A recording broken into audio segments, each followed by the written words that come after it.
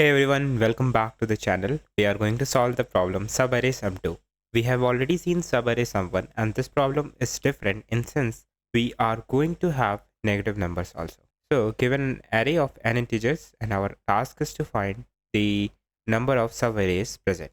So in this example we have n equal to 5 and target sum is 7 and here we have the array.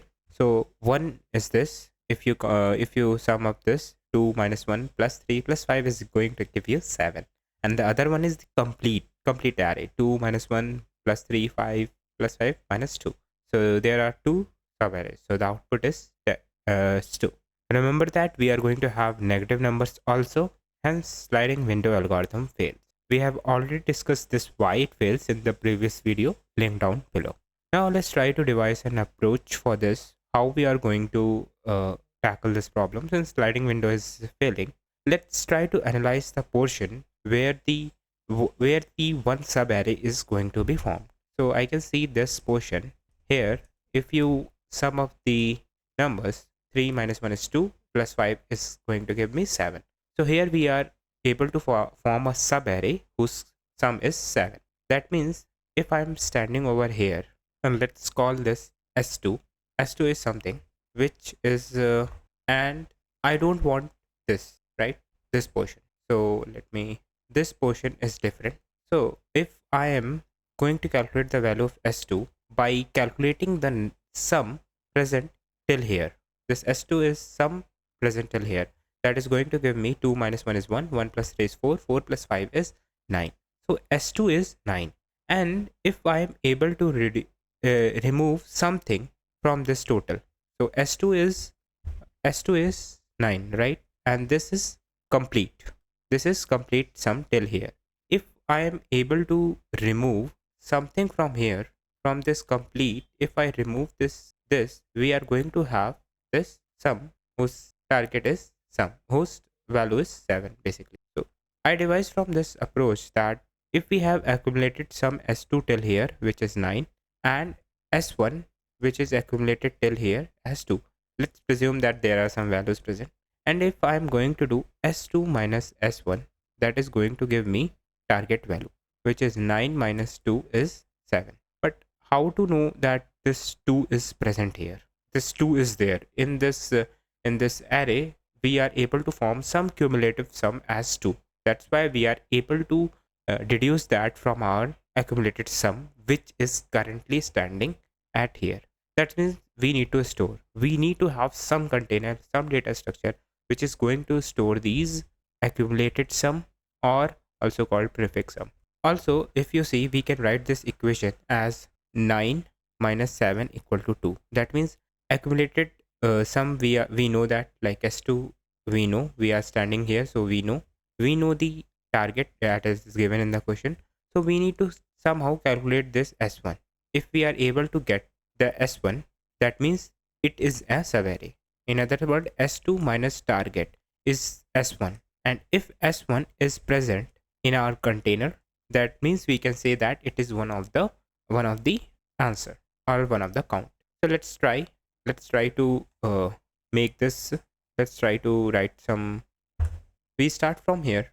So here the sum is 2, so the prefix sum is 2 only, and by the default its count is 1. Then here the sum is 2 minus 1 is 1, and its by default count is 1. Then 1 plus 3 is 4, and the count is 1. 4 plus 5 is 9, and the count is 1. And 9 minus 2 is 7, and its count is 1. Now if we start again and try to see, we are standing here and sum is currently 2, and what the formula was, S2 minus D should give me S1. So 2 minus 7 is 5 minus 5, which is not there, so we will ignore. Like this, if we come over here and do this, so S2 is 5 here, not 5, accumulated sum till here would be 9. So 9 minus target sum is 7 is 2, and 2 is present in the prefix sum. Yes, it is present. So, and the count is 1. So that our answer would be 1 here till. Now if we move here, the accumulated sum would be 9 minus 2 would be 7, and again the formula 7, S2 is 7, target is also 7, so 0, but 0 is not present. So that means we have to add one more. By default, it count would be 1. Just to give that when the sum is going to drop to the target sum, this 0 is going to help us. So this would be, total would be 2. So now let's try to look for this example and try to mimic what we are exactly doing. So first of all, we start from here. We look, the sum is 1 and our count would be, as told, we are having some data structure which is prefix sum, and also we are having count. So here what we were doing, s2 minus target. So s2 is here 1 minus target is 0 here. So 1 minus 0, is 1 present? No, 1 is not present in our data structure. So the count value remains 0, and then we can add this in our data structure. So we can call that ps, let's say prefix sum, s2 we can add. So 1 and its count is 1. Also by default we are going to have 0, so there is no space. Let me write over here, 0 is 1. Now will be here. So s2 would be 1 minus 1, which will be 0. Count would be, so s2 is 0, target is also 0. So 0 is 0 present? Yes, 0 is present with value 1. So count will be here 1. And now we can add, we can increase our count over here. Again we'll move forward and we will be standing here. So s2 would be, so it is 0, 0 plus 0 would be 0, and the count would be 0 minus 0 will be 0. Is 0 present? Yes. And the count is 2. So 1 plus 1 plus 1 plus 1 is going to be 3. And indeed we have 3 sub arrays. One would be straight this complete, other one is this, and the other one is this singular one. Like this we have solved, and let's try to see the pseudocode. So as told, we are going to have a container, and it can be something which has hash table like unordered map, where we are going to store the prefix sum count. Then we have the sum as sum 0, count as 0, and we'll start with making 0 as equal to 1 default value. Now we are going to loop through the array. We are going to calculate the accumulated sum, and we will check if sum minus target, s2 minus, this equation is simply s2 minus target is giving me s1, and if s1 value is there, please add, otherwise no need to add. That means its default will be 0, and then we can increase our count, and finally we can return the count. But now there is one, this solution is going to pass except for one test case, and that is going to give us TLE. And why it is going to give us TLE?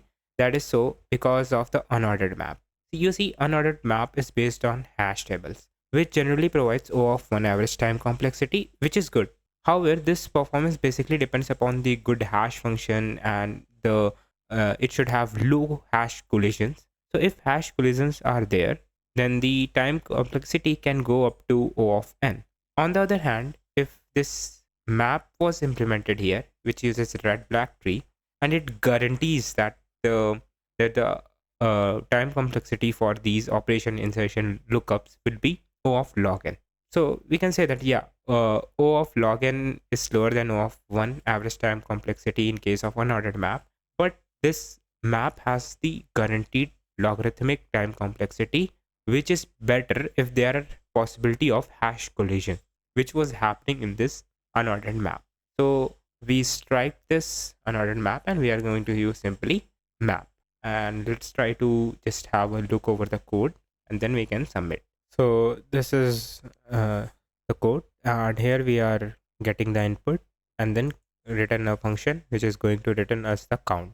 And here we have the same thing. We have our map for prefix sum count, then sum count, and we start with the 0 as 1, and then we loop over the array.